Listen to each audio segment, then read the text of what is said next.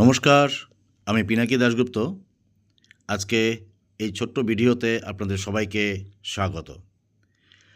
আমি এসেছি আজকে একটা নতুন জায়গায়, কলকাতা ধাবা। এটা ঠিক আমাদের বাড়ির ঠিক কাছেই। জায়গাটা বলতে গেলে এক্সাক্ট জায়গাটা হচ্ছে ঢালাই ব্রিজ থেকে 2 আওয়ার্স কামালগাছি, বা কামালগাছি থেকে 2 আওয়ার্স ঢালাই ব্রিজ আসতেই তার মাঝপথেই পড়ছে এই কলকাতা ধাবা।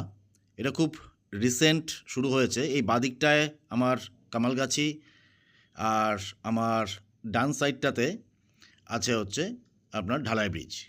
তার ঠিক মাঝামাঝি এই কলকাতা ধাবা।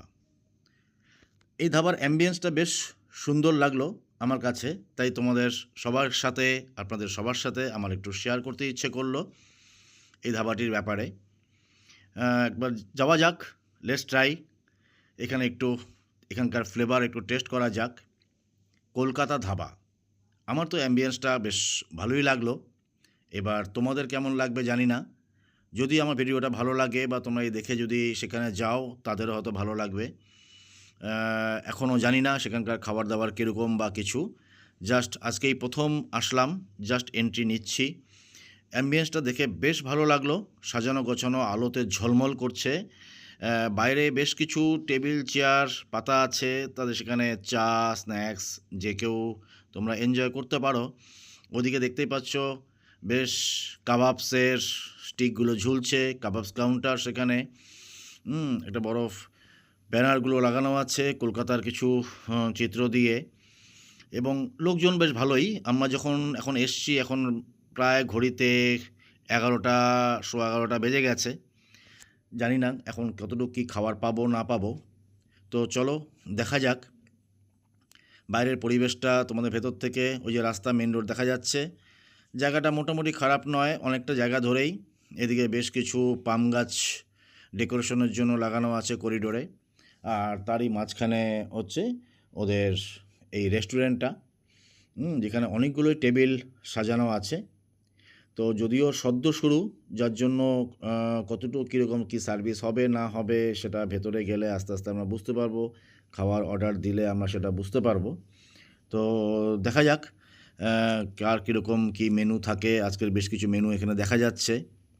তো আমরা যেটা করেছি, আমরা খুব একটা সিম্পল মেনুর উপরেই আমরা এবার অর্ডার দিয়েছিলাম।